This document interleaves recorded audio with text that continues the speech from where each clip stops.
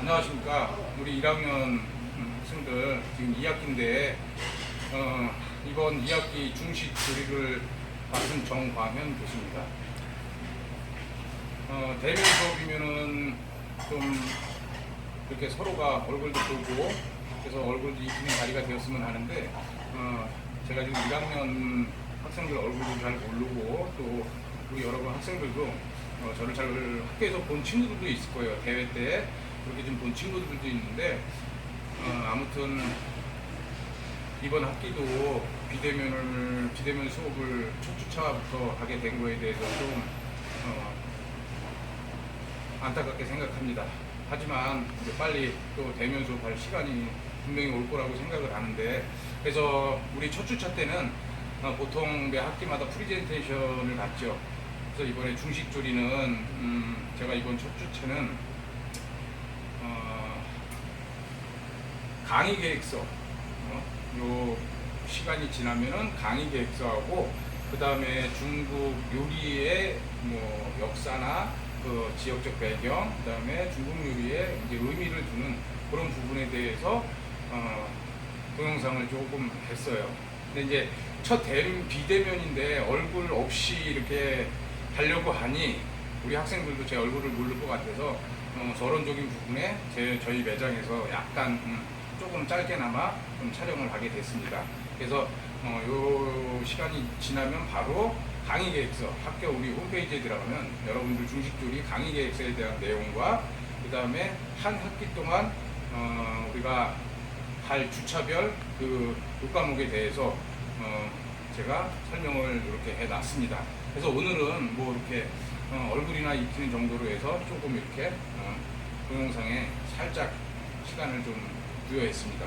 그래서 일단 참고로 보통 중식하면은 이런 우리 화덕이 있어요. 보통 양식은 이제 스토브 개념의 이제 화덕이 있지만 중식은 여러분들도 잘 아다시피 이런 구성이 가져서 이제 고열, 불맛을 내는 이런 스토브를 사용을 합니다. 여러분들도 잘 아실 거예요. 그래서 기본 보면은 이 중식은 제일 중요한 게 웍입니다. 웍. 이제 우리가 팬을 갖고 이제 조리하는 기술을 웍 기술이라고 그러는데 이제 이게 돌리는 거, 웍 기술. 그 다음에 중식은 보통 화구가 기본이 내구예요. 근데 우리 학교 실습실에는 이렇게 돼 있지 않고 화구가 하나만 돼 있어요.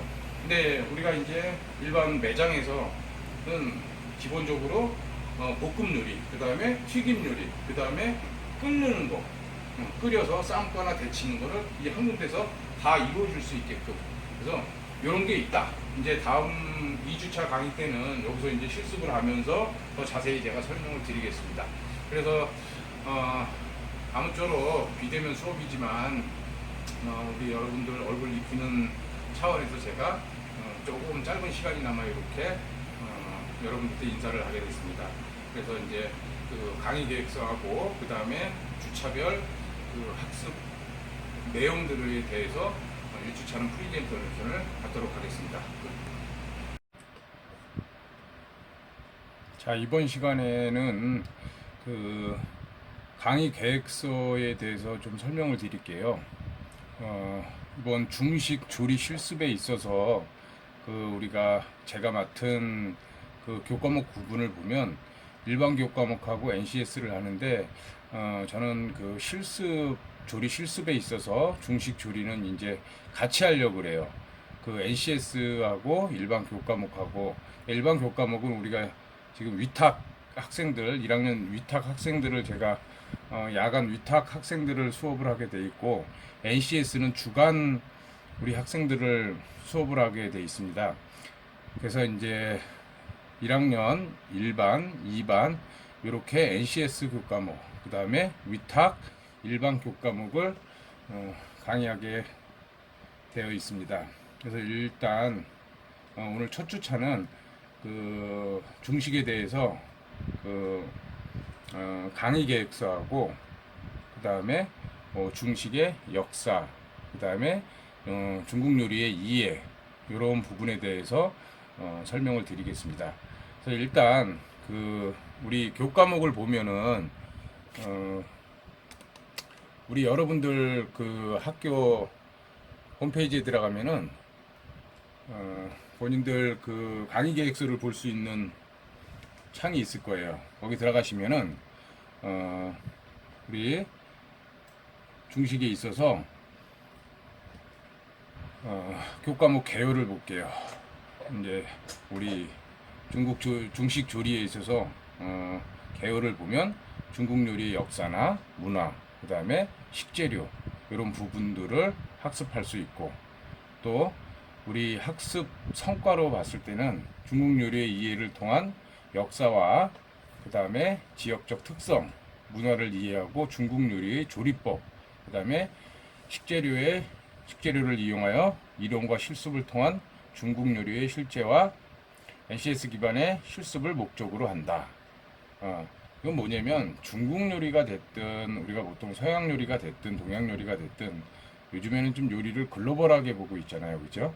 그래서 요리에 있어서 전 세계적인 요리에 있어서 가장 중요한 거는 제 객관적인 제 주관적인 생각일지 몰라도 보통 우리가 보면은 제가 이제 요리를 함에 있어서 요즘에 앞으로는 제일 중요한 게 일단 그 나라의 지역적 특성, 문화 이런 부분들을 가장 빨리 이해를 하냐 못하냐에 따라서 요리를 얼마만큼 빨리 습득을 하고 또 빨리 이해를 할 수 있는 부분이 가장 큰 것 같아요. 물론 이제 뭐 중국 요리에 있어서 조리법, 그다음에 서양 요리에 있어서 조리법, 우리가 보통 요리를 해보니까 조리법은 거의 비슷해요. 근데 우리가 모르고 그다음에 일원화되어 있는 거를 이해를 잘 못하는 부분이 되게 많기 때문에 그런 이해와 그다음에 우리 교과서나 이제 이론적 객관적 이론을 빨리 습득을 해서 그다음에 조리법을 이해할 수 있으면 실습을 통해서 조리법을 이해할 수 있으면 중국 요리가 됐든 한국 요리가 됐든 서양 요리가 됐든 이해도가 되게 빨라요. 단지 용어 차이일 뿐이죠. 용어 차이. 물론 이제 한국에서 쓰는 우리 한식에서 쓰는 한국 그 조리법을 보면 한국말로 되어 있기 때문에 이해도가 되게 빠르고 중국 요리에 있어서 조리법은 중국말로 되어 있기 때문에 그 이해도, 그 다음에 서양 요리는 보통 이제 영어로 많이 되어 있죠. 기본 스탠다드가 지금 스탠다드 용어가 보통 영어로 쓰기 때문에 그래서 그런 부분들을 잘 천천히 습득해 나가시면 조리법도 큰 문제가 되지 않을 거라고 봅니다. 요리에 있어서 조리법이 얼마나 중요한지는 우리가 이제 실습을 통해서 앞으로 현장에 나가서 아마 뼈저리고 진짜 중요하다는 것을 느낄 거예요. 자, 우리가 이제 중국 요리에 있어서 전공 기술 역량을 보면 중국의 식재료를 이해를 하고, 그 다음에 중식의 위생관리는 뭐 우리가 주방 조리에 있어서는 거의 비슷하죠. 그 다음에 중식의 메뉴 관리, 그 다음에 중식 기초 기능 익히기. 이제 가장 한 학기 동안 우리가 습득하고 반복하고 해야 될 부분들이 이 부분인 것 같아요. 중국 재료 관리, 그 다음에 중식의 메뉴 관리, 그 다음에 중식 기초 기능 익히기. 당연히 제일 중요한 부분이라고 생각합니다. 이게 이제 NCS든 BACS든 일반 교과목이든 전공 기술 역량, 우리가 기술을 습득하기 위해서 보통 우리가 이제 조리를 하잖아요, 그죠? 물론 다른 분야에서도 당연히 그 기술을 습득하기 위해서 하지만 우리가 이제 요리를 함에 있어서 중국 요리를 함에 있어서 제일 중요한 기술 역량, 기초 기능, 그 다음에 메뉴 관리, 그 다음에 식재료 관리 이런 부분들을 제일 중점적으로 학습을 하겠습니다. 그 다음에 제가 이제 학습 방법은 여기 이렇게 보시면 이론 학습, 그 다음에 토론, 포트폴리오, 브랜드 트레이닝. 요거는 이제 복합적인 거를 말씀드려요. 요즘에 NCS 때문에, 요즘에 그 코로나 때문에 많이 비대면 수업 때문에 요 브랜딩 드러닝이라는 거는 우리가 이제 복합적인 그 상황에 따라서 학습하는 방법을 말하는 거예요. 여러분들이 아는 포트폴리오는 우리가 이제 실습을 하면서 사진, 그 다음에 내가 가지고 있는 자료들, 사진 자료들 이런 걸 기반으로 할 거고, 그 다음에 이론 강의, 토론. 이렇게 해서 학습 방법을 잡았습니다. 그 다음에 평가 방법은 우리가 그 중간고사, 기말고사, 그 다음에 원래 처음에는 1차 직무능력평가, 2차 직무능력평가, 3차 직무능력평가 이렇게 돼 있어요.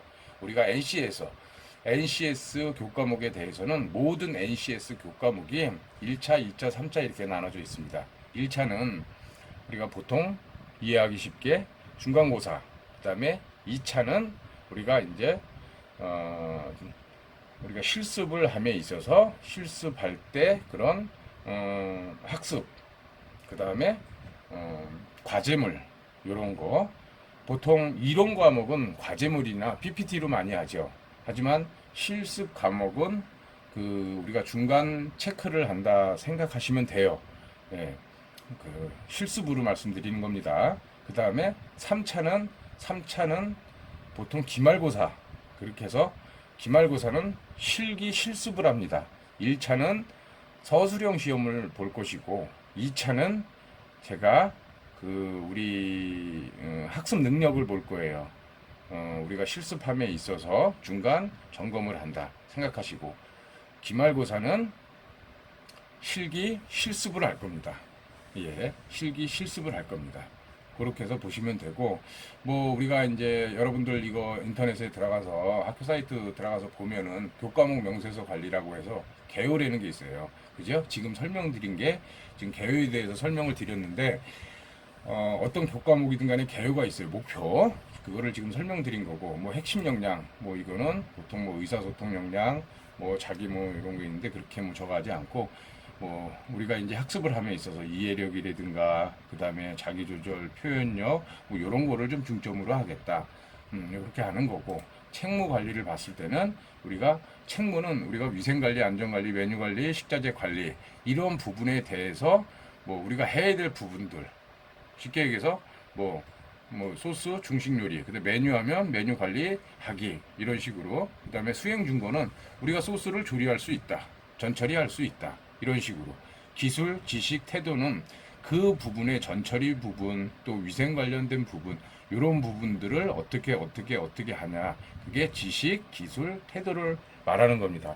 이런 부분들을 갖고 우리가 책무 관리, 우리가 해야 될 일들에 대한 관리를 이런 식으로 해 나가겠다 하고, 제가 교과목 명세서 관리에 이렇게 서술을 해놓은 겁니다. 이것도 한번 우리가 1주차 한번 여러분들이 한번 볼 수 있는 시간이 되었으면 좋겠습니다. 전에 우리가 제가 봤을 때 전에 우리 코로나가 있기 전에는 우리 학생들이 이 수강 강의 계획서나 교과목 명세서나 평가 계획서 이런 거를 전혀 안 보더라고. 근데 또 우리가 지금 비대면 수업을 하는 게 또 장점도 있어요. 단점도 많지만 장점을 봤을 때 이런 거를 여러분들이 한번 볼 수 있다는 거. 우리 1학년들 지금 2학년들 선배들도 사실 이거 안 보고 학교 수업에 참가하는 사람들이 거의 다였더라고. 제가 물어보면은 모르는 사람들도 많고 관심이 없는 사람들도 많고, 이게 과연 대학생의 신분에 맞는 학습일까, 그런 것도 조금 많이 뭐라 그럴까, 조금 아쉬웠어. 근데 지금 비대면 수업, 코로나 때문에 비대면 수업하면서 이런 부분들을 여러분들이 같이 저랑 할 수 있는 시간이 되었던 게 어쩌면 이건 장점이지 않을까. 앞으로도 이런 시간은 항상 첫 주차에 하면서 나가야지 더 2주차, 3주차, 4주차에 과연 무엇을 하고 뭘 준비를 해야 될지, 나도 마찬가지고 여러분들도 마찬가지고, 그런 시간이 요 비대면 수업의 장점인 것 같아요. 자, 그 다음에 이거를 지금 설명드린 거는 교과목 명세서 관리라 그래요. 교과목 명세서 관리. 그 다음에 우리가 그 강의 계획서 관리가 있어요. 강의 계획서 관리. 여기 강의 계획서 관리. 자, 잠시만요.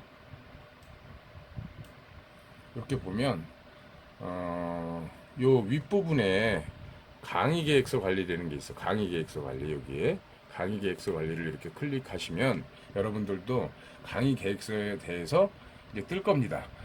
자, 요거는 제가 2학기 때 뭐 중식 관리, 메뉴 관리 이론까지 이제 하니까 여기에 이제 개설 강좌 현황을 알고 이제 여기 했던 거고, 우리 1학년 NCS를 중점으로 볼게요. BNCS 분들도 일반 교과목 분들도 NCS랑 제가 똑같이 수업을 진행을 할 거예요. 같은 1학년이기 때문에. 그래서 보통 중식조리 실습에 대해서 이제 강의 계획서, 아까는 교과목 명세서, 전체적인 게 이렇다.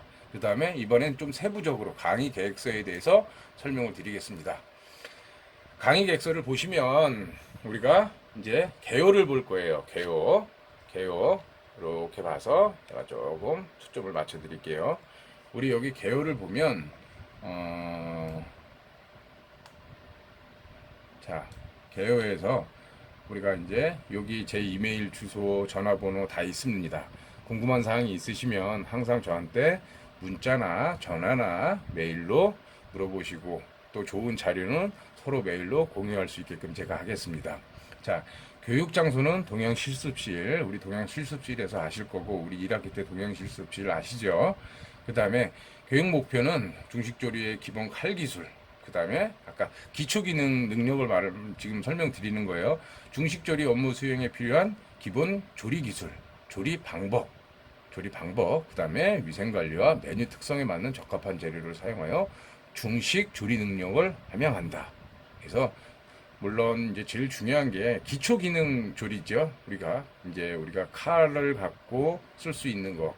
양식에서는 펜 기술, 그 다음에 중식에서는 보통 웍 기술이라고 그러죠. 웍 기술. 우리가 펜플라이 기술이 얼마만큼 습득이 되냐. 그 다음에 기초 조리 방법. 그 다음에 기본 조리 기술. 그 다음에 기본 칼 기술. 이런 부분을 교육 목표로 제가 여러분들을 한 학기 동안 맡으려고 합니다.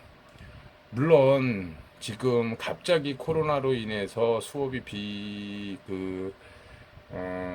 우리가 지금 수업을 비대면 수업을 하고 있잖아요. 1학기 때는 여러분들도 알다시피 비대면 수업을 꽤 많이 했죠. 근데 뭐 그렇게까지 많이 하지는 않을 거라고 제 나름대로 생각을 하는데, 또 그렇게 돼서도 안 되고, 그런 부분에 있어서 빨리 이제 여러분들을 만나서 우리는 현장에서 진짜 서로 실기 부분에 대해서 전공 실기 실습을 할 수 있는 그런 환경이 돼야만 사실 칼 기술이라든가 기본 조리 기술, 조리 방법을 설명하고 또 서로 공유할 수 있는 그런 시간들을 빨리 가져서 제가 열심히 여러분들 잘 지도하겠습니다. 전공 기술 역량을 봤을 때 우리가 조리 관리는 뭐냐면 조리를 함에 있어서 전체적인 거를 말하는 거예요. 위에 설명드린 것처럼. 그래서 뭐 장비와 도구 이런 거는 우리 실습실에 다 구비가 돼 있어요. 그리고 아까 말씀드린 학습 방법, 이런 부분, 학습 방법은 어떻게 하겠다. 제가 아까 말씀드렸죠. 물론 이론 강의, 당연히 이론 강의를 먼저 하고, 그 다음에 실습을 하고, 그 다음에 포트폴리오나, 그 다음에 브랜드 드러닝에 관련된 부분들을 학습 방법으로 하고, 평가 방법을 보면, 평가 방법은 아까 서술형, 그 다음에 비평가자 체크리스트, 평가자 질문, 작업장 평가. 이건 뭐냐면 아까 2차 직무 능력 평가에서 1차하고 3차는 여러분들이 아는 중간고사, 기말고사.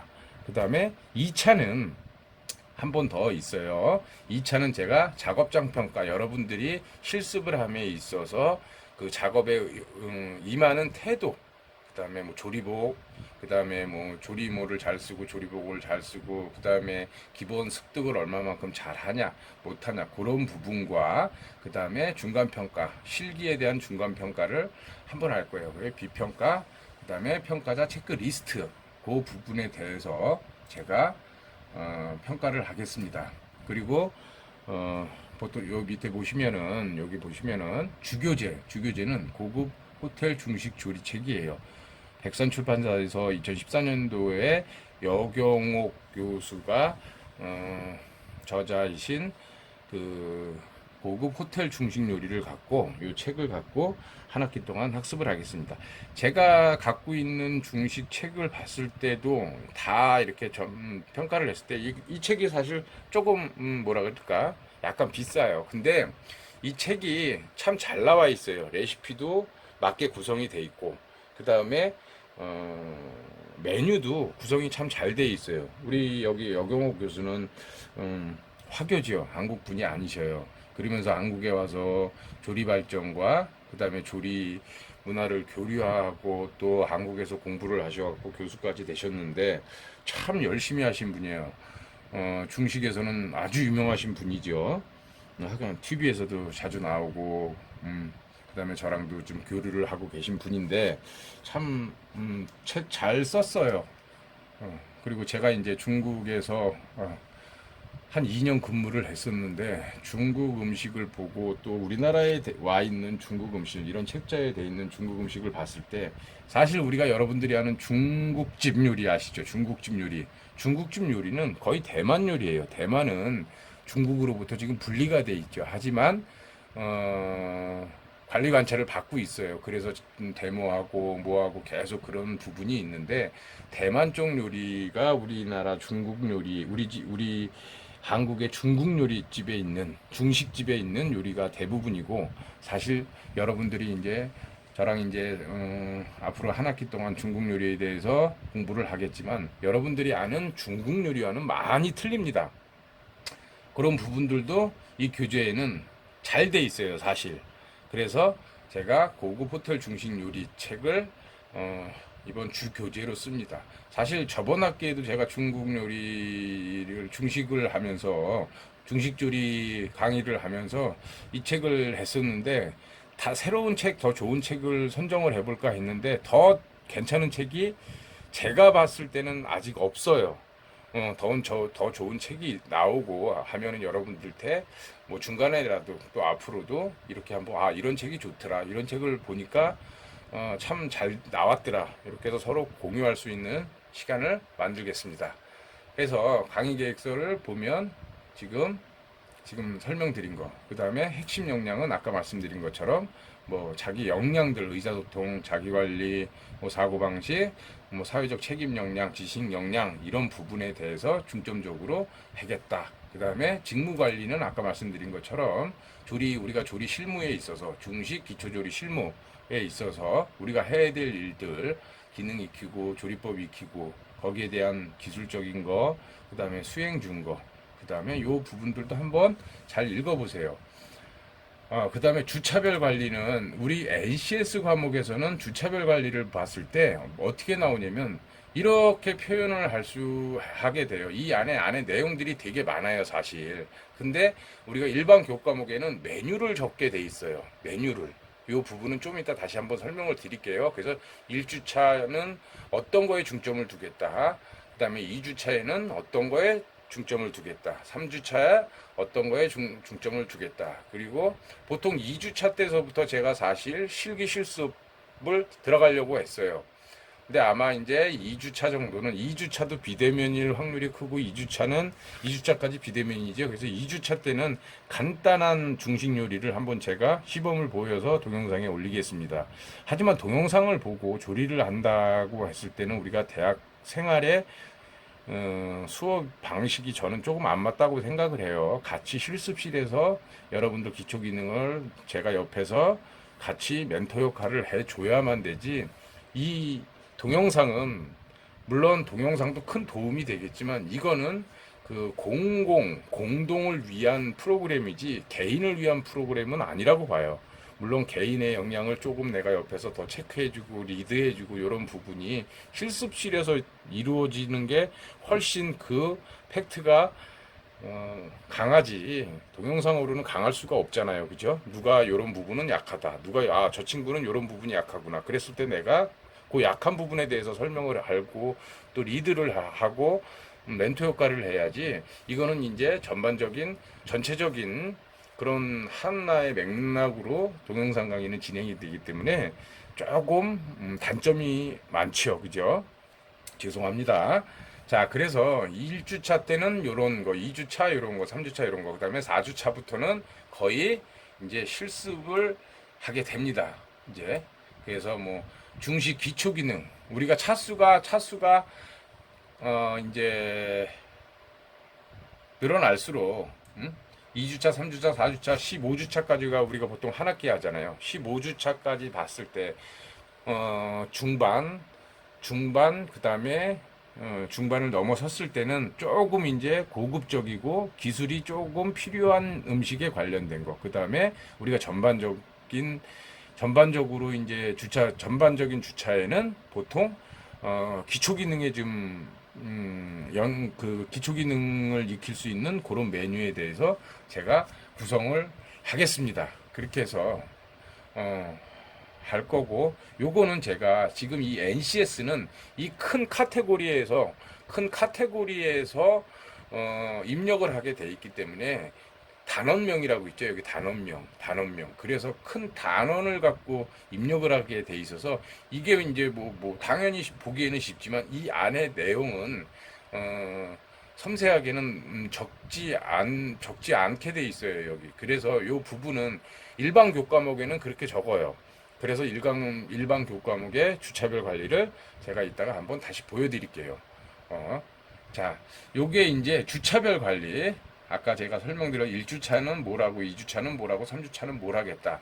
요거는 지금 큰 카테고리에서 설명이 되어 있기 때문에 섬세한 거는 제가 설명드리고 바로 일반 교과목에서 한번 다시 설명을 드릴게요. 그 다음에 성적평가. 여러분들이 이제 과연 우리가 한 학기 동안 어떻게 해서 성적을 할까?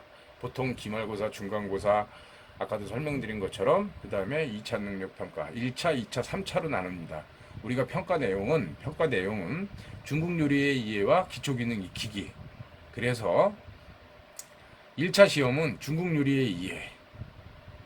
제가 좀 이따가 또 설명을 드리겠지만 중국 요리의 이해라면 제일 먼저 어떤 요리든 간에 그 나라의 지역적 특징, 그 나라 음식의 특징, 그런 부분들, 그 다음에 그 역사, 유래, 지역적 특징, 특성, 이런 부분들에 대한 이해를 얼마만큼 잘 하냐, 그런 부분에 대해서 서술형으로 중간고사를 볼 겁니다.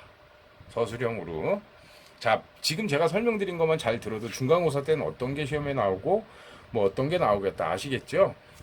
그 다음에 2차 평가는 제가 말씀드린 것처럼 중국 요리의 기초기능 평가, 기초 조리 실무에 있어서 예를 들어서 칼 기술, 그 다음에 전처리 기술, 그 다음에 조리를 함에 있어서 팬 기술, 이런 부분들을 중간에 한번 점검을 하는 게 2차 평가입니다. 그래서 1차 서술형 30점, 그 다음에 2차 20점, 그 다음에 3차는 실습 30점, 그 다음에 출석 20점. 자, 이렇게 보시면 돼요. 중간고사, 기말고사는 30점, 30점, 60점이죠. 출석 20점. 그 다음에 2차 평가, 중간 평가하는 거는 20점. 그래서 40점입니다. 우리 여러분들 그 출석에 대해서 학교에서 우리 학과장님이 아마 과별로 각 학과마다 그 출석에 대해서 아마 점수를 어떻게 할 것인지 그 다음에 출석 범위를 우리가 어떻게 할 건지 설명을 한번 했을 거예요. 제가 요거 교수 회의에서 들은 거 듣고 지금 갖고 있는 자료를 한번 보면은 진도율이라고 있어요. 진도율. 홈페이지 학사 지원 프로그램에 거기 이제 들어가시면 내 학습 강의, 여러분들이 동영상을 보고 예를 들어서 동영상을 100% 다 봤으면 100%겠죠.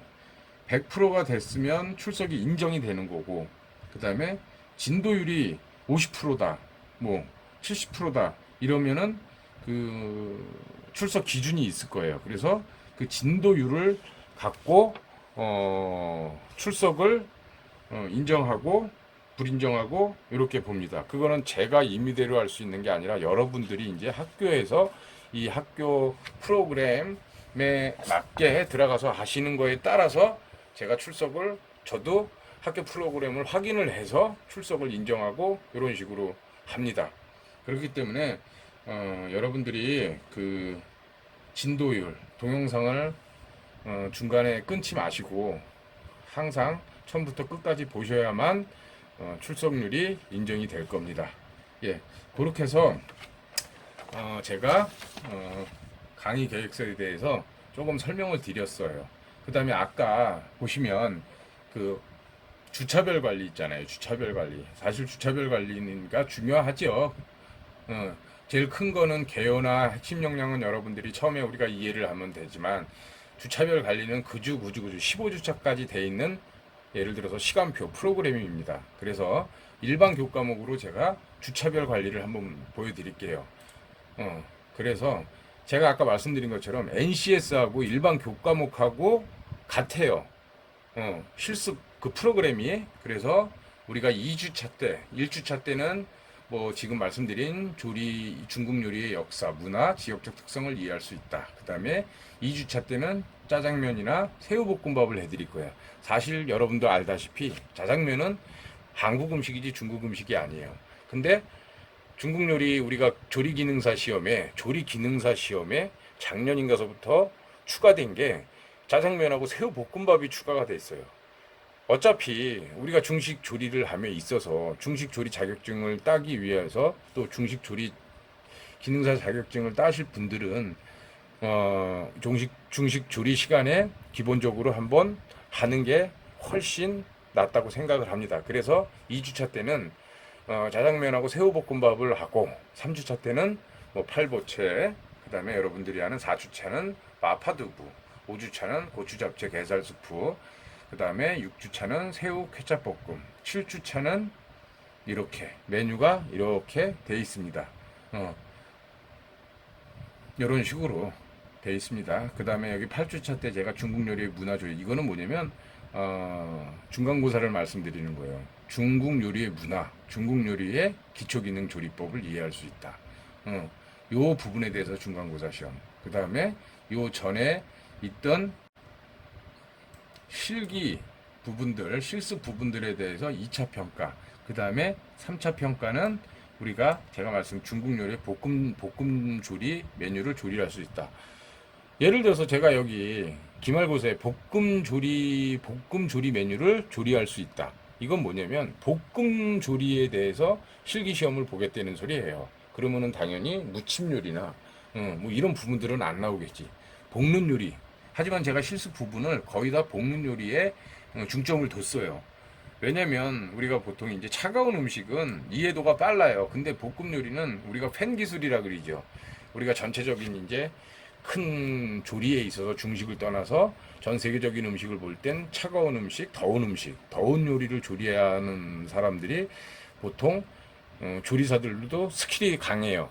높아요. 왜냐면은 그 우리가 조리를 함에 있어서 처음에는 차가운 음식을 배우고 그 다음에 칼 기술이나 이런 부분이 이제 어느 정도 됐을 땐 더운 음식, 그래서 칼 기술과 팬 기술이 같이 복합적으로 기술을 연마하고 기술을 가져야만 좋은 요리사가 될 수 있기 때문에 저는 사실 기초부터 가르쳐야 되지만 기초도 중요하지만 되도록이면 조금 팬 기술을 빨리 가르쳐 드리고 싶어요. 그래야만 여러분들이 사회에 나가서 빨리 더 적응하기가 쉽겠지요. 네. 그래서 그렇게 메뉴를 잡았습니다. 그래서 우리가 지금 보통 보면 뭐 3주차, 4주차, 5주차 때 할 메뉴가 여기 나와 있어요. 여기는 일반 교과목에 대해서는 이렇게 제가 강의 계획서를 쓸 수 있는데 근데 왜 BNCS는 이렇게 안 썼습니까? 하시라 거라고 물어보시면 BNCS는 이렇게 쓰는 수가 없어요. 그게 이제 그 프로그램 역량이 그렇게 돼 있어요. 요 부분은 제가 복사를 하든가 아니면 여러분들한테 드리겠습니다 해서 아니면 여러분들이 인터넷에 요 학교 프로그램에 들어가서 보실 수 있으면은 보면 좋은데 아마 못 볼 확률이 클 수도 있어요. 그래서 제가 학교에 이제 비대 대면 수업할 때는 가져가겠습니다. 아니면은 비대면이 길어지면 요 부분을 강의안에다가 우리가 그 프로그램 강의안에다가 제가 전체적인 주차별 관리에 대한 메뉴 프로그램을 올려드리겠습니다. 자, 그래서 강의 계획서 관리 부분 아까 말씀드린 개요 설명드렸고 주차 관리 설명드렸고 그 다음에 성적은 어떻게 하겠다 이렇게 드렸죠. 그 다음에 자, 평가 계획서 관리라고 있는데 평가 계획서 관리는 아까 제가 말씀드린 것처럼 뭐냐면 뭘 갖고 평가할 것이냐, 그죠? 그래서 아까 1차 평가는 어떻게, 2차 평가는 어떻게, 3차 평가는 어떻게 하겠다. 그게 이제 평가 계획서 관리예요. 1차는 서술형으로 하고 2차는 뭐 포트폴리오나 그다음에 평가자 체크리스트 제가 중간 점검을 한다 했어요. 그다음에 3차 기말고사는 실습, 조리 실무 실습에 대해서 하겠다. 이게 평가 계획서. 제가 이제 만든 평가 계획서입니다. 그래서 아까 처음에 말씀드린 것처럼 자, 다시 한번 큰 걸로 봤을 때 교과목으로 봤을 때 우리가 개요. 어떻게 하겠다. 그 다음에 어떤 학습으로 하겠다, 어떤 평가로 하겠다, 그거 설명드렸죠. 그거를 세부적으로 아까 말씀드린 겁니다. 그래서 강의 계획서는 어떻게 하겠다, 1주차는 어떻게, 2주차는 어떻게, 3주차는 어떻게 하겠다. 이런 부분에 대해서 설명을 할 겁니다. 수업을 진행할 것입니다. 그래서 1주차는 보통 우리가 지금 프리젠테이션이라 그러죠. 그 다음에 우리 교과목, 중식 교과목에 대한 처음에 이제 개요, 그 다음에 그 학기에 어떻게 하겠다, 이런 프리젠테이션에 시간을 갖는 시간이기 때문에 우리 1주차 수업은 이런 식으로 하고 2주차, 3주차 때 아까 말씀드린 것처럼 중식은 2주차 비대면 수업이라도 제가 간단한 실습을 해서 동영상을 올리겠습니다. 네, 그렇게 해서 하고 여러분들 과제물은 없는 거 아시죠? 1학기 때 고생 많았죠? 네, 1학기 때 고생 되게 많으셨을 거예요. 그렇기 때문에 과제물은 2학기 때는 없는 걸로 해서 그렇게 학교 방침이 돼 있어서 아마 여러분들 좀 편하실 거예요. 그래도 비대면 수업보다는 대면 수업을 빨리 해야 되는데, 그죠? 자, 그 다음에 이렇게 해서 우리가 수업 수강에 대한 그 다음에 강의 계획서를 한번 설명을 드렸습니다. 요 다음엔 그 다음에 제 3강의안에는 제가 중국 요리의 개요에 대해서 설명을 드리겠습니다. 자, 중국의 문화, 그 다음에 음식 문화, 전체적인 문화에 대해서 설명의 시간을 갖겠습니다. 중국의 문화 하면은 여러분들 중국은 한번 여행을 한번 해볼 만해요. 아니 꼭 생전에 한번 가보는 게 되게 좋다고 저는 봐요. 물론 이제 저도 중국에서 한 2년을 근무를 했었어요, 제가. 그래서 한국의 조리사로서 좀 자부심과 긍지를 나름 갖고 중국에서 매장을 큰 거를 하나 오픈을 하면서 운영을 하고 관리를 하고 중국 친구들과 요리사들과 같이 한 2년을 같이 동고동락을 했었는데 저는 개인적으로 중국이 참 좋아요. 좋은 추억도 많고 나쁜 추억보다는 되게 좋은 추억을 많이 갖고 와서 그런지 좋은 추억이 되게 많아요. 그 다음에 이제 음식에 대해서도 참 한국의 음식하고 중국의 음식을 비교한다면 뭐 한국 음식이 나쁘다는 게 아니라 중국 음식이 좋다는 게 아니라 물론 중국 음식이 되게 다양해요.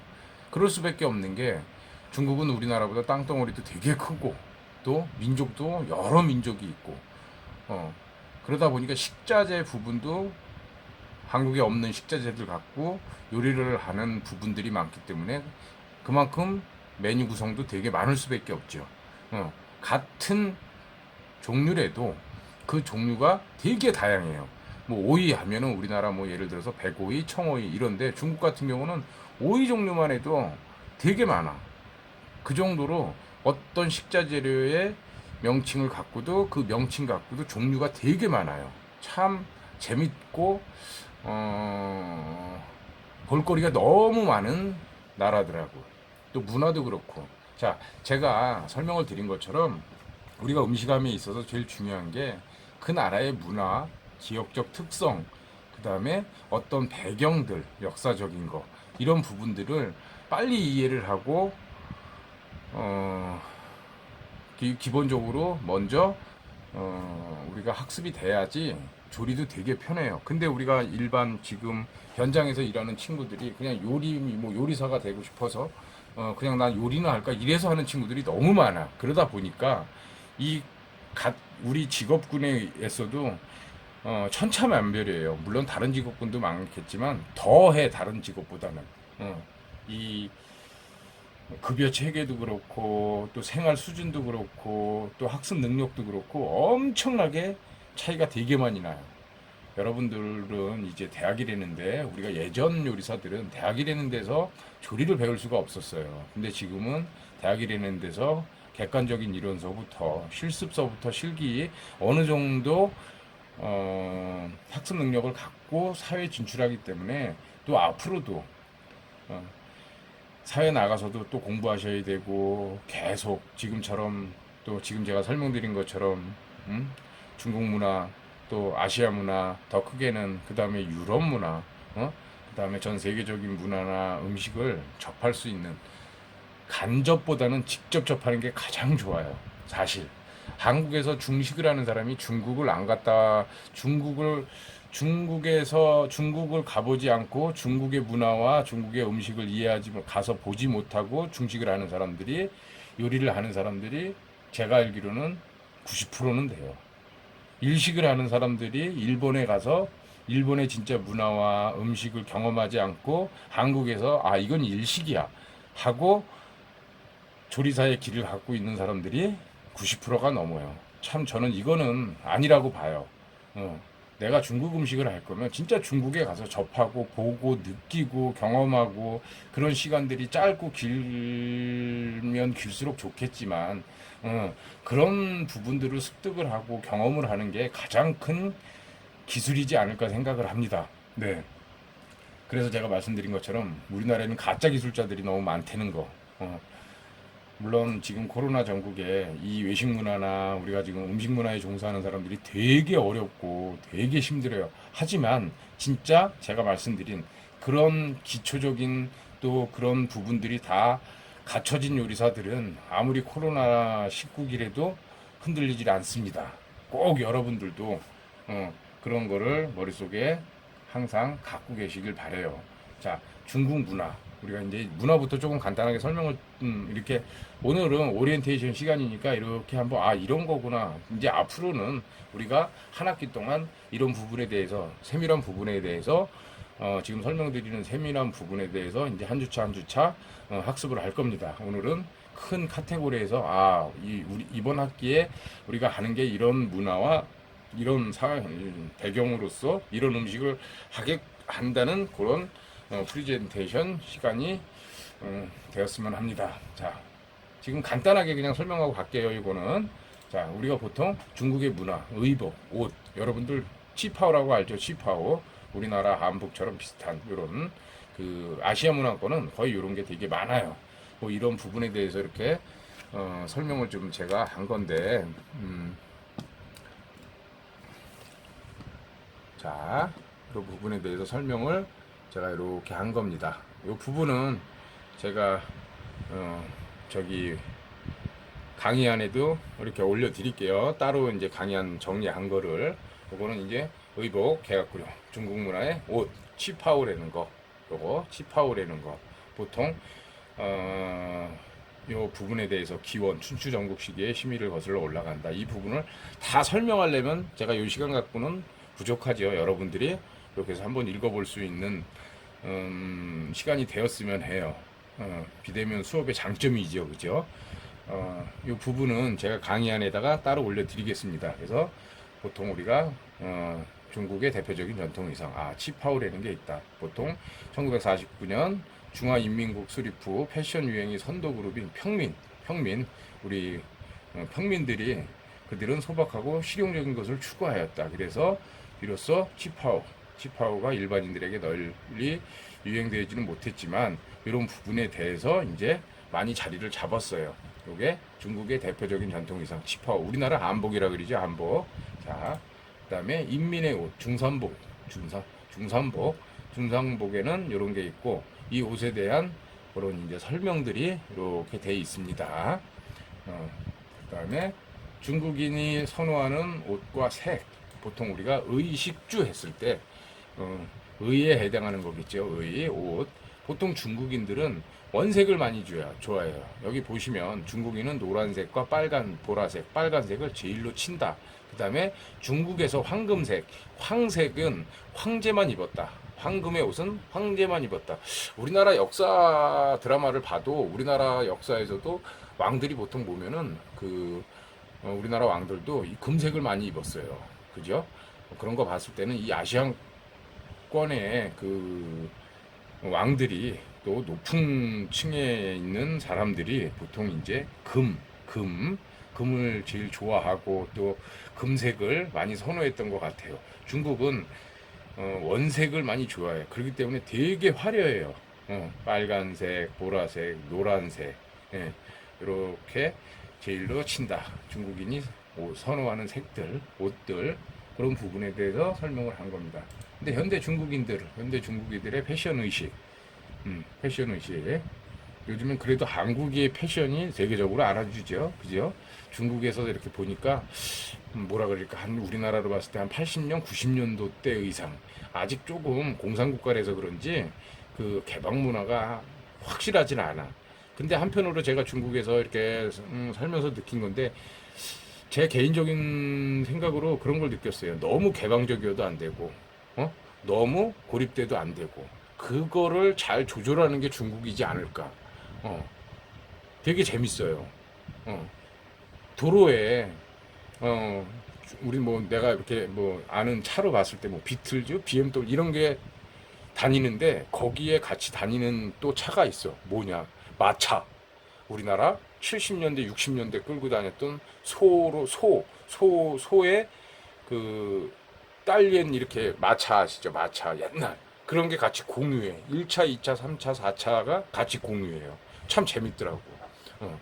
제가 이제 북경 쪽이나 연길 쪽에 조선자치구 그쪽에도 있었고, 그 다음에 여행 삼아서 이 바닷가 쪽에도 한번 며칠 아니 한 달 정도 있었고, 그 다음에 중국에서 그래도 그나마 제일 부자들이 사는 상해에서 여행을 한번 했는데, 상해 같은 경우도 제가 상해는 우리 학과장님하고 같이 여행을 갔어요. 그 어떤 그 비즈니스 때문에, 외식업체 비즈니스 때문에. 근데 웃긴 게 그 발달된 도시에도 1차서부터 4차까지 공유해요. 참 그런 거 봤을 때 저는 나쁘지 않다 생각을 했어요. 너무 개발된 것만 있는 것보다는 그래도 과거에 있었던 게 그대로 있는데, 물론 당연히 지금 어, 발달된 그런 문명의 거의 주류를 이루지만, 그래도 그런 거를 아예 버리지는 않더라고요. 그런 거 봤을 때는 참 괜찮다, 재밌다. 이런 건 나는 필요하다라고 생각을 해요. 이건 이제 제 개인적인 건데 참 보기 좋았어요. 그 다음에 중국 음식, 우리가 보통 중국 음식을 함에 있어서 이제 좀 이따가도 설명을 드리겠지만, 중국 음식에 있어서 대표적인 음식을 보면 산동 요리, 사천 요리, 그 다음에 음식에 광동 요리, 북경 요리 이렇게 봐요.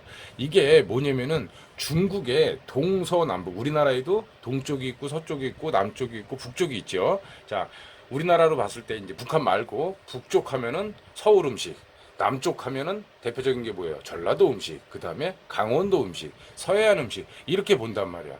그래서 우리나라 한식을 보면은 그래도 이렇게 우리가 생각하는 음식을 봤을 때 어느 지방 음식이 제일 괜찮다? 보통 보면 전라도 음식이 좀 괜찮다, 화려하고 많다 이렇게 보거든요. 그건 왜 그러냐면 문화적 특성 때문에 그래요. 우리나라로 봤을 때도 왜 전라도 쪽은 바다, 산 이런 게 같이 잘 돼 있어요. 그렇기 때문에 식자재가 풍부하다는 거지. 식자재가. 근데 뭐 예를 들어서 강원도 산골 식자재가 뭐가 풍부해? 산에서만 할 수 있는 거. 산에서만 나는 거. 바다에서 나는 건 별로 없단 말이야. 그렇기 때문에 그런 부분들에 의해 전 세계적인, 그래서 지형적인 특성이나 문화 배경 이런 거를 잘 이해하면 음식을 하고 식자재를 조달함에 있어서 많은 메뉴를 구성할 수 있고 많은 메뉴를 개발할 수 있는, 거기서의 유래가 되고 시작이 되는 겁니다. 시발점이 된다고 봐요. 그래서 광동 요리, 북경 요리, 광동 요리, 사천 요리 이게 보통 보면 동서남북 이렇게 나눠요.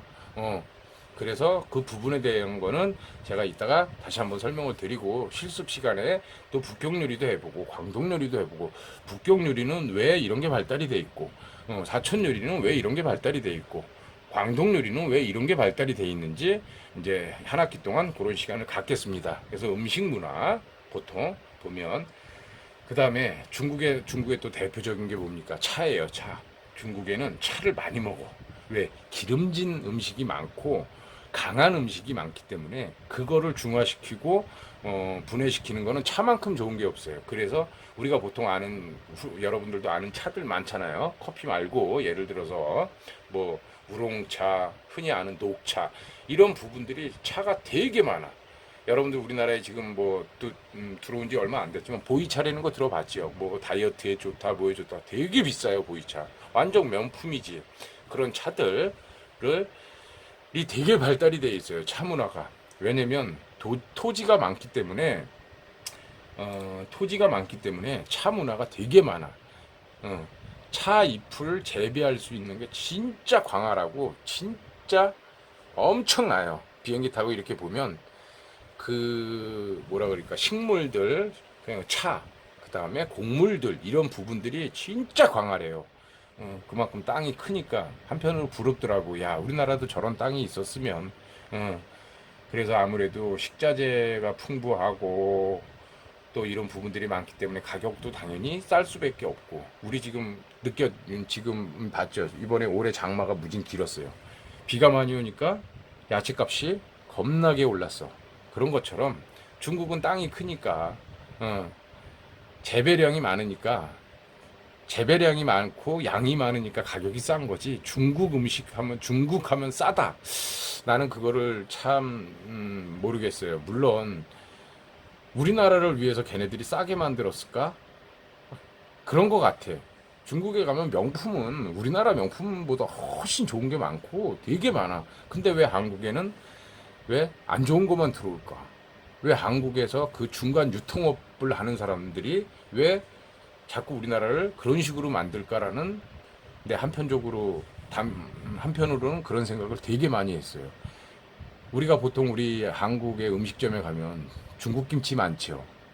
중국에 가서 내가 프로젝트를 하는데 그러니까 식당을 오픈하는 거야. 큰 거를. 중국 김치를 찾았는데 중국 김치가 없어요. 깜짝 놀랐어요. 중국에서 김치 되게 비싸요. 우리나라보다 더 비싸. 근데 우리가 먹는 한국에서 먹는 중국 김치 있지요. 되게 싸요. 10kg에 12,000원 밖에 안 해. 근데 중국에는 그런 김치가 없어요. 중국에서 김치 살려면 10kg에 3만 원 줘야 돼, 우리나라로. 그럼 3만 원이면 어떤 값어치냐? 중국의 서민들 월급이 80만 원, 7, 80만 원 밖에 안 돼요. 서민들이. 60에서 80만 원이에요, 서민들이.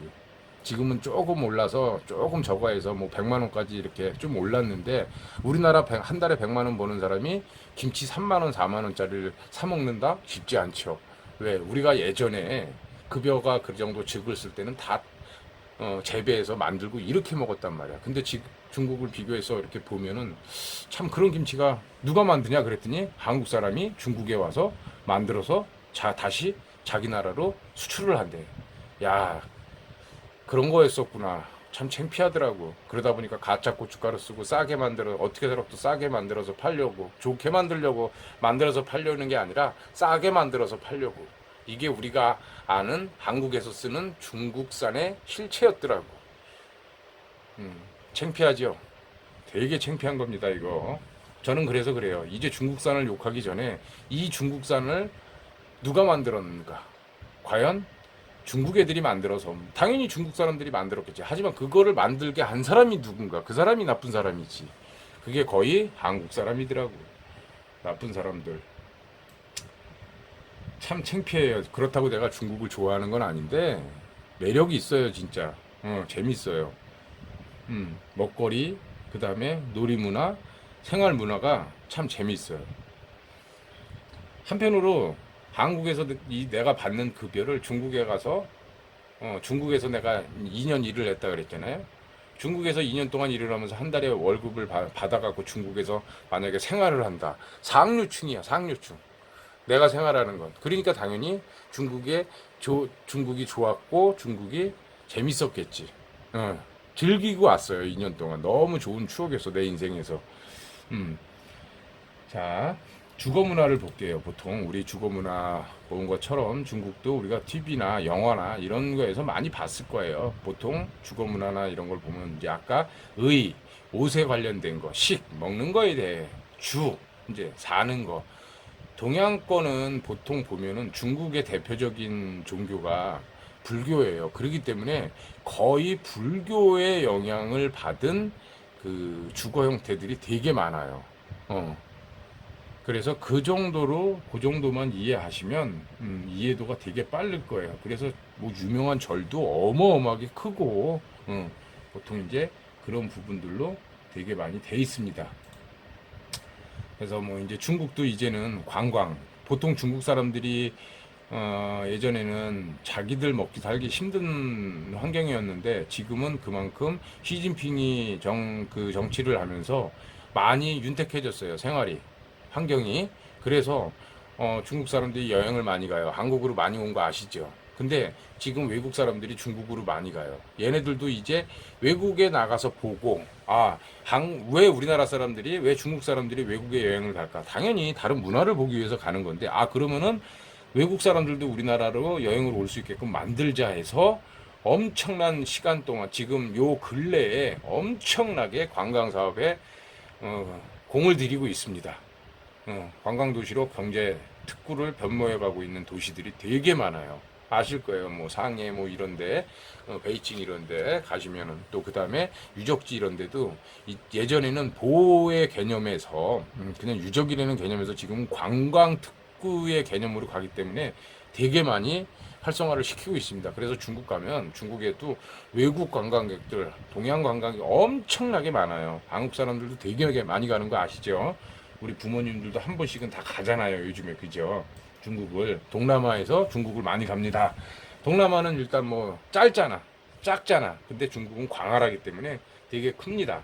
그래서 지금 이제 보통 중국에 대한 이런 부분들, 중국의 문화에 대해서 잠깐 설명을 드렸어요. 그 다음에 그 음식에 대해서 이제 좀 우리가 이해를 할 수 있는 거를 설명을 드릴게요. 자, 중국의 음식 문화를 볼게요. 중국의 음식 문화, 목차. 자, 중국 음식 문화의 형성과 배경, 그 다음에 중국 요리의 특징, 그 다음에 조미료와 향신료, 특수 재료, 중국 음식의 특징, 중국의 4대 요리, 각 요리별 종류, 그 다음에 중국의 주요 명절 고유 음식, 중국인의 주식과 식습관. 자, 이게 중국 음식 문화에 관련된 부분들이에요. 제가 아까 설명드린 것처럼 이 음식 문화를 알아야 음식을 함에 있어서 이해도가 되게 빠르다. 그 다음에 습득력이 되게 빠르다. 그 다음에 지역적 특성도 알아야 된다. 하지만 이제 그런 부분들이 아까 설명드린 뭐 4대 광동 요리, 사천 요리 이런 부분에서 지역적 특성에 대해서 이제 나옵니다.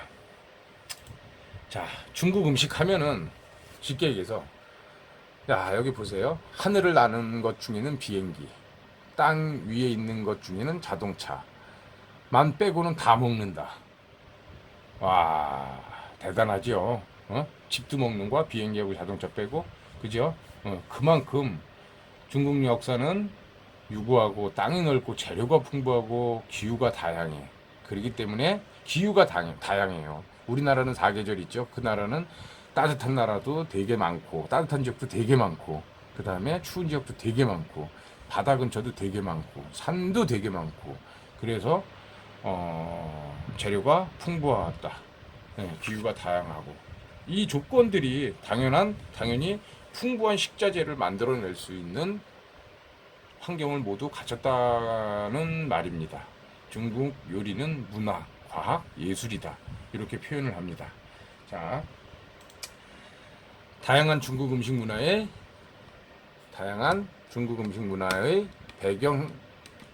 문화 형성 배경을 보면 5천년 역사 속에서 형성된 음식 문화.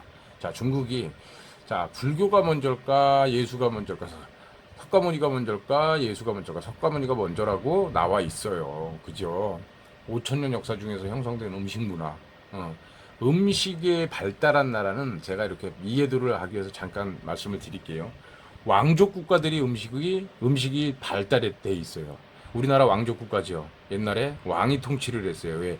왕한테는 어떻게 해서라도 좋은 음식을 제공하고 좋은 메뉴로 음식을 대하려고 음식이 발달할 수밖에 없었어요. 그래서 왕족 국가들이 왕족 국가를 갖고 있는 나라들이 음식이 되게 발달해 있어요. 서양 요리도 마찬가지. 프랑스 요리가 유명한 게 그래서 유명한 거예요. 중국도 마찬가지고 우리나라도 마찬가지고. 자, 5천년 역사 속에서 형성된 음식 문화. 중국 음식 문화는 중화인의 사상, 도덕관념, 민족 심리, 생활 방식, 신앙과 예절이다. 의식주가 아니라 의식주가 먼저가 아니라 우리는 의식주라고 하죠. 중국은 식의주라 그래요. 그만큼 먹는 거를 앞에다 둬요. 그만큼 먹는 게 중요하다. 음식인들의 섭취, 음식을 먹는데 목적이 건강과 장수, 불로장생, 오래 살려고. 근데 요즘에 코로나의 원인이 근본이 어디냐? 중국이다. 왜 미개에서 뭐 과학적으로 나오지는 않았지만 뭐 몸에 좋고 오래 산다면 뭐 아까 말씀드린 것처럼 자동차하고 비행기 빼고는 다 먹는 데잖아. 그죠? 뭐 장점이 뭐 단점이 뭐 비꼬려고 하고 비판하려고 하면 한두 끝도 없지만 그 정도로 음식에 대해서 중국 사람들이 중요하게 생각을 한다는 겁니다. 네. 자, 그다음에 중국 요리의 특징, 특징 짓는 요소로 보면 우리가 재료, 그다음에 조미료, 불의 감각, 불요리라고 그러죠. 웍. 우리가 센 불에서 하는 불요리, 불의 감각, 그런 걸 봅니다. 실제적인 요리는 설료, 엄격, 도공정세, 조미강구, 주중화구. 이건 뭐냐? 재료를 말하는 거고, 그 다음에 기술을 말하는 거고, 그 다음에 조미, 향신료나 조미, 그런 부분들, 향신료를 말하는 겁니다. 주중, 아까 말씀드린 불의 감각을 말씀드리는 거. 이 부분에 대해서는 이제 여기에 부연 설명이 나올 거예요. 자, 아까 말씀드린 것처럼 재료의 선택은 엄선하게 한다. 재료에 대한 거, 그 다음에 썰기, 정교하게 써는 거, 써는 방법에 대한 기술. 중국은 이 칼 기술을 되게 중시해요. 그래서 처음에 요리 배울 때는 그래서 탄탄해요. 중국 요리를 하는 사람들 중에서 그 기초, 그 다음에 중급, 상급으로 이렇게 본다면 중급만 돼도 그 초급의 기술을 다 평범하게 다 익혔기 때문에 중급에 있는 사람 이게 분명해요, 걔네는. 근데 우리는 조금만 알면 초급이 중급 되고 중급이 고급 되는 것처럼 그렇게 되는데 이 친구들은 안 그래요. 그게 명백해요. 아주 그 자존심이. 그래서 처음에 요리를 배우면 최소한 3년 동안 무조건 칼질만 해야 돼요. 무조건 칼질만.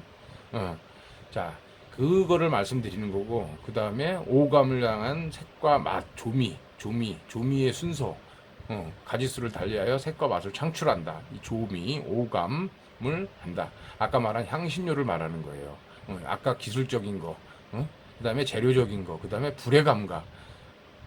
제가 설명 안 드려도 알죠. 중국 음식은 불의 감각, 불의 가감에 주의한다. 높은 열과 그거에 대한 기술적인 게 되게 강해요. 네, 그런 부분들은 제가 다시 대면 수업할 때 전체적인 그 글로벌한 요리의 조리법에 관련된 부분과 연계해서 설명을 한번 가질 수 있는 시간을 갖겠습니다. 자, 그 다음에 아까 그 재료 됐죠. 그 다음에 향신료. 그러니까 말씀드린 것처럼 조리하면 여러분들 중국 요리하면 요즘에 우리나라에서 제일 유행하는 게 뭐예요? 처음에는 요 전에는 양꼬치가 유행했어. 중국에서 제가 양꼬치를 먹는데 진짜 맛있어. 왜? 후레쉬니까. 우리나라는 후레쉬가 없어요. 생육이 없어요. 냉장육이 없다는 거야. 냉동육, 얼린 거만. 얼리면은 어떻게 돼요? 육즙의 변화가 생겨요. 그죠? 육질의 변화가 생겨요. 그래서 맛이 신선도가 떨어져요. 근데 중국은 다 생육으로 합니다. 그렇기 때문에 맛있을 수밖에 없어. 그리고 향신료가 어마어마하게 많아요. 향신료가. 그래서 중국 요리는 향신요리라고도 해도 과언이 아니다. 식자재와 향신료의 조화라고 딱 저는 말하고 싶어요. 그 정도로 식자재와 향신료들이 엄청나게 많고 발달되어 있어서 그 두 개의 조화를 갖고 메뉴가 형성이 되는 것 같아요. 그 다음엔 팬 기술이지요, 다. 예, 그럴 정도로 많습니다. 그래서 뭐 중국의 이제 특수 재료 하면 여기 보면은 우리가 제비추리라 그러죠. 예노. 유해노, 제비의 둥지를 따서 말린 거, 제비의 둥지를 따서 말린 거, 유해노. 그 다음에 위츠, 상어 지느러미 말린 거, 위츠, 유해노, 위츠, 피단은 뭐냐면 오리알이에요, 오리알인데 숙성된 거, 송화단이라 그러죠, 송화단. 그것도 이런 숙성 과정을 거쳐서 하는 거예요. 이런 부분들이 특수재료, 뭐 다른 것도 지금 특수재료 되게 많아요. 근데 이제 여기서 이제 그렇게 보는 거지. 그 피단, 송화단에 대한 이제 그런 설명을 조금 해놓은 거예요. 그 다음에 중국 음식의 특징을 볼게요. 중국 음식의 특징. 아까는 중국 음식에 있어서 이제 뭐 어떻게 중국 음식에 이제 유래가 되고 형성이 되는지, 그죠? 그런 부분들. 중국 음식의 특징을 보면, 중국 음식, 여러분들이 아는 중국 음식의 특징이 뭐야? 재료 선택이 매우 자유롭고 광범위하다. 아까 이 전에 설명한 그대로야. 제가 가서 느낀 게, 아까 말씀드렸죠. 재료가 풍부하다. 식재료가 풍부하다. 그 다음에 향신료, 가미론이라는 게 있어요. 오감을 하는 가미론. 맵다, 시다, 짜다, 이런 부분들을 만들어낼 수 있는 그런 재료들이 엄청나게 다양하고 풍부하다. 조리기구에 간단하고 사용이 용이하다. 조리기구가 간단하고 사용하다. 맞아요. 걔네는 센 불에 웍 갖고 하는 게 거의 다야. 물론 찜 요리도 있지만 그런 부분들을 갖고 다 기술을 내요. 맛을 냅니다. 그래서 중국의 조리법, 오래 끓이는 조리법, 뭐 이 부분은 우리가 보통 보면 여러분들 1학기 때 배웠는지 모르겠지만 보통 양식에서 조리법에 대하면은 있어요. 스팀, 뭐 찌는 거, 삶는 거, 볶는 거, 튀기는 거, 뭐 다 있죠. 그런 부분들도 같아요, 사실. 그거를 용어를 어떻게 쓰냐, 훈제하는 법, 쪄내는 방법, 요렇게. 이건 중국말이지, 그죠? 그 다음에 직화로 굽는 거, 카오, 요런 부분들. 요건 이제 중국 조리법에 대한 중국어로 말하는 표현이에요, 단지. 이제 그런 부분들은 이제 차츰 이해할 수 있는 시간을 가졌으면 좋겠습니다. 자, 중국에서 이제 중국 음식의 특징, 기름을 합리적으로 많이 사용한다. 중국은 내가 느낀 건데, 중국은 기름을 많이 사용해요. 하지만 합리적으로 많이 사용한다는 거야. 필요의 양에 따라서. 기름을 잘못 사용해서 음식을 먹으면 그 기름이 몸에 해롭지만, 중국은 해롭게 하기 위해서 위한 기름을 많이 사용하는 게 절대 아니에요. 합리적으로. 그래서 조리법이 되게 중요해요. 단시간에 처리하고, 그래서 기름에 향신료를 추가한다. 단시간에 처리한다. 기름을 많이. 이 부분들이 사람의 몸에 나쁘지 않게 만드는 조리법입니다. 이게 사실. 오히려 더 좋아요. 그냥 기름보다. 우리가 아는 식용유보단 파기름, 향신료 기름을 내서 음식을 하기 때문에 건강에 더 좋아요. 기름을 많이 사용하는데 어떻게 사용하냐가 중요한 거야.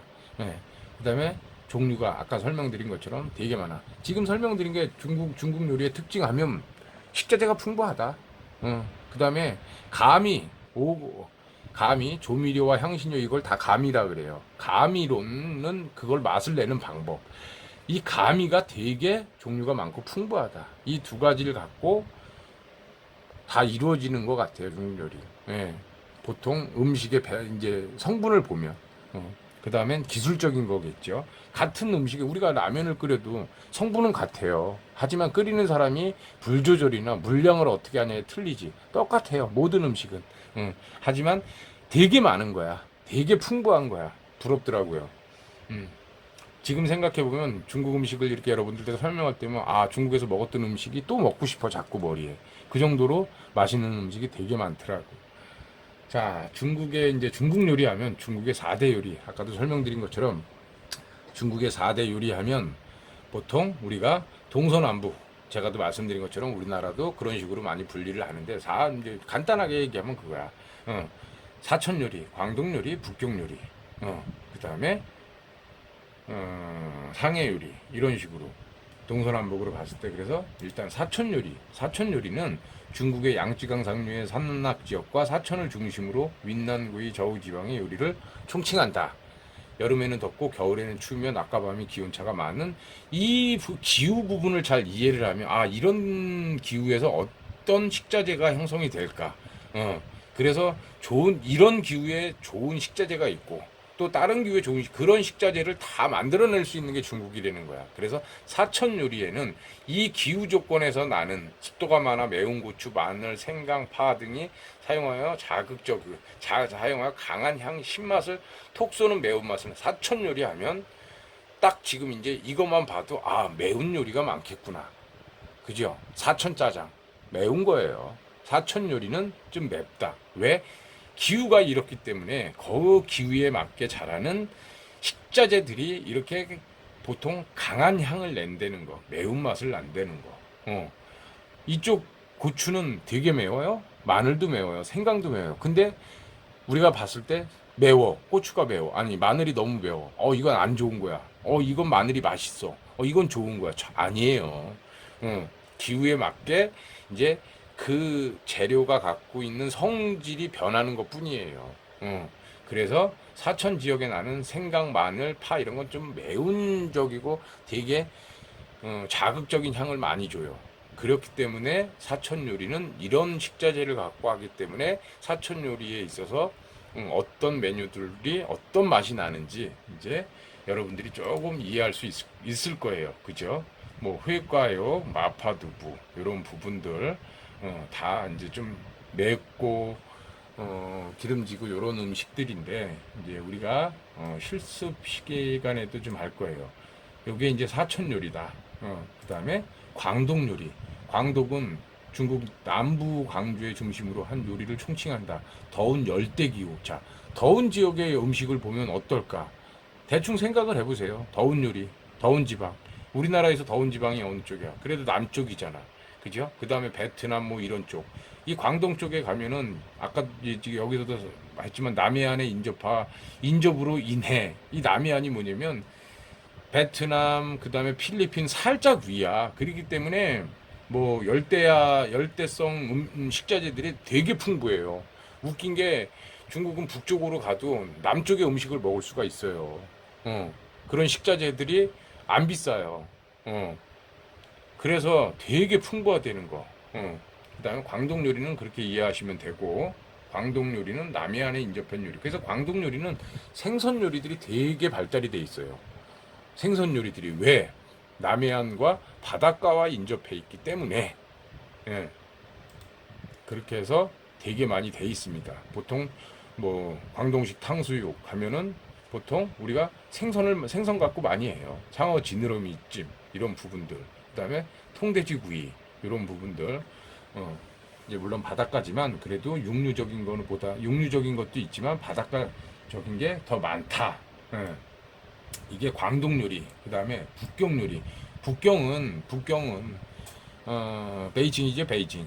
북경 요리를 보통 보면은 베이징덕, 우리가 베이징덕이라 그러잖아.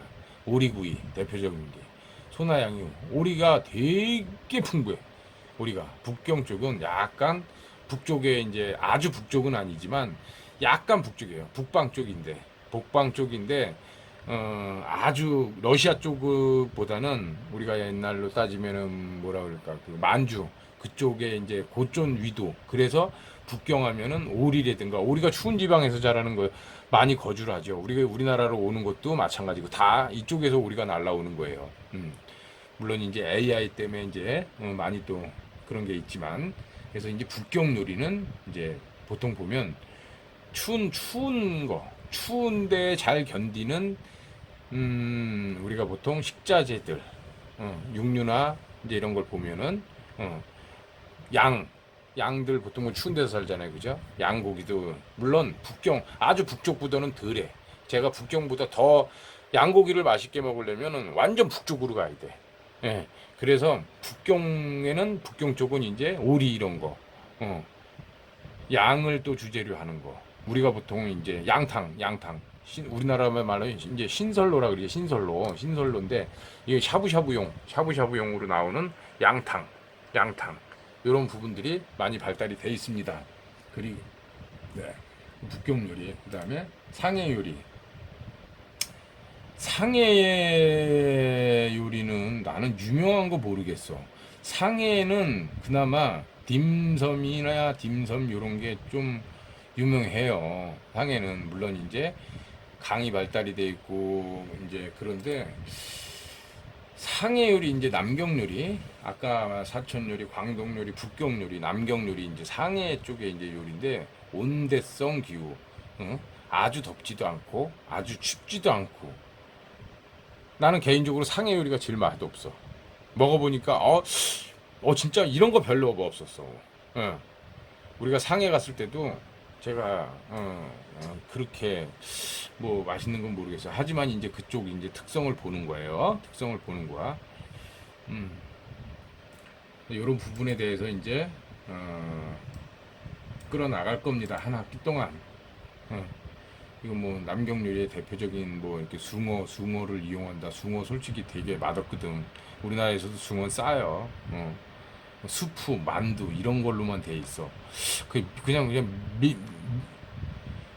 미적하다 그리나? 좀 그냥 이것도 아니고 저것도 아니고 그런 음식들이 되게 많아. 어. 그래서 그렇게 뭐 강하지도 않고 그렇다고 막 특성 있지도 않고 막 이제 조금 이제 그런 부분들. 어. 상해 그러니까 아까 말씀드린 것처럼 우리가 이제 중국 요리를 크게 봤을 때 사천 요리, 북경 요리, 광동 요리 이렇게 봤을 때 상해 요리는 좀 제가 봤을 때 그래서 여기 4번인가? 그건 아니고 1, 2, 3, 4번으로 봤을 때 1, 2, 3번은 그래도 좀 많이 이렇게 저거 되는데 포커스가 되는데 상해 요리는 그렇게 중국 사람들도 많이 선호하지 않아요, 솔직히. 그래서 보통 이제 중국 요리는 이렇게 네 가지로 많이 나눕니다. 예. 그래서 이런 부분들은 이제 뭐 이제 메뉴에 대한 설명들이에요. 베이징 요리, 뭐 베이징 덕은 뭐 이제 그런 부분들, 사천 요리에는 뭐 이런 메뉴, 그거에 대한 설명, 메뉴에 대한 설명을 조금 하고 있어요. 제가 뭐 많지는 않지만 이제 우리가 실습 시간에 제가 이제 자세하게, 광범위하게 또 이렇게 해드릴게요. 그 다음에 이제 중국의 주요 명절 고유 음식을 한번 볼게요. 우리나라도 추석이 있고 또 명절이 우리나라 명절이 있잖아요, 그죠? 그런 것처럼 중국에는 중국 명절은 되게 화려하고 되게 거치장성하고 되게 많이 챙겨요. 근데 우리나라 명절은 예전에는 우리가 설날 그 다음에 추석 이럴 때 되게 많이 가족들도 많이 모이고 그랬는데 요즘은 그렇지 않죠. 참 안타까워. 근데 중국은 우리나라 옛날처럼 이 명절을 되게 많이 챙기고 되게 많이 따져요. 그래서 우리나라 추석 음식이 있고 설날 음식이 있는 것처럼 똑같아요. 중국의 주요 명절을 보면 춘절 1월 1일, 정월 대보름 1월 15일. 우리나라 정월 대보름 그렇게 안 따지죠. 요즘에는 중국은 되게 따져요. 단오도 마찬가지. 5월 5일 단오, 중추절 8월 15일, 그 다음에 설날, 음력 이걸 되게 많이 따져요. 그래서 명절 때는 휴가도 되게 길어요. 보통 10일, 15일 막 이렇지요.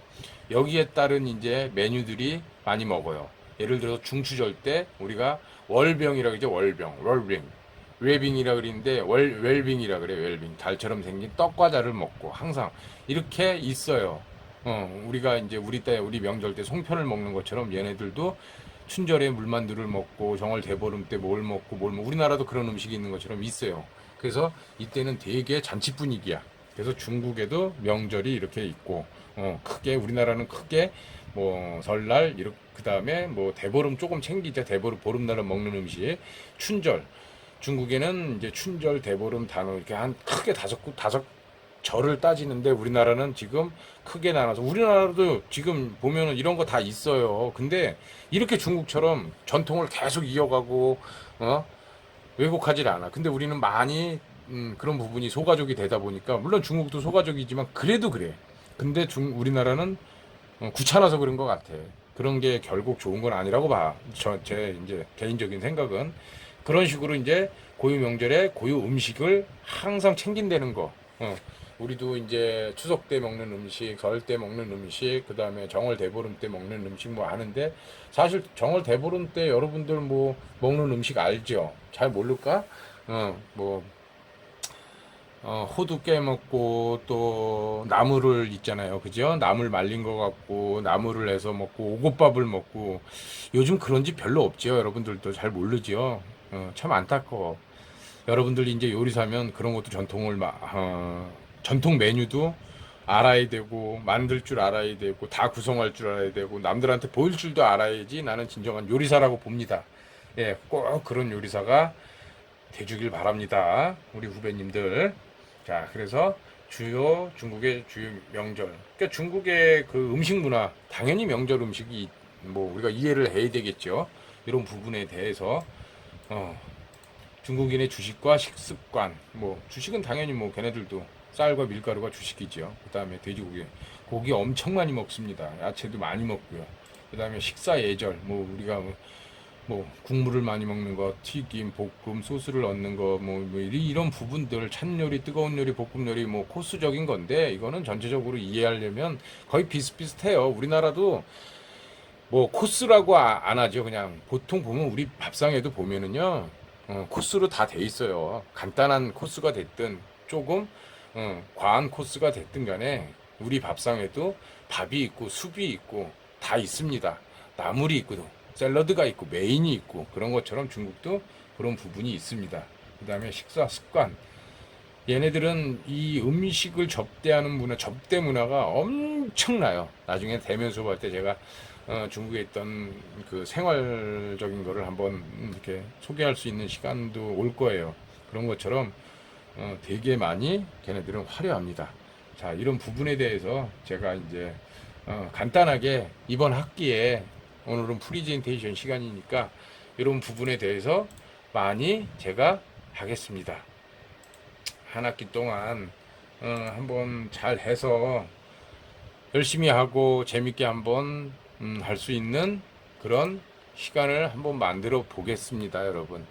자, 또 다시 코로나가 유행을 하고 있습니다. 지금 뭐 300명대까지 올라가고 이렇게 되면 진짜 3단계까지 가면 꼼짝도 못하게 하면 경제, 사회 다 힘들어지고 다 지금도 힘들지만 더 힘들어질 겁니다. 하지만 제일 중요한 건 여러분들 건강입니다. 꼭 건강 챙기시고 다음 시간 2주차도 비대면 수업으로 정해져 있기 때문에 3주차 때는 꼭 대면 수업을 할 수 있도록 뭐 제가 노력한다고 되는 건 아니지만 꼭 바라겠습니다. 그래서 우리 1학년 학생들 얼굴도 보고 또 이제 앞으로 좋은 시간 또 지금 이 학기에 1학년들은 저랑은 첫 대면이지만 아마 3학년, 2학년 때 또 계속 저랑 이어질 겁니다. 그러려면 그만큼 친분도 더 쌓아야 되고 또 얼굴도 많이 익혀야 되고 비록 지금 비대면이지만 대면 수업 때 꼭 그런 시간 만들고 제일 중요한 거 아시죠? 건강 조심들 하시고 마스크 꼭 쓰시고 너무 외출하지 마시고 꼭 그게 가장 중요합니다. 자, 건강 잘 챙기시고 일주일 자 다음 주에 또 비대면으로 뵙겠습니다. 감사합니다.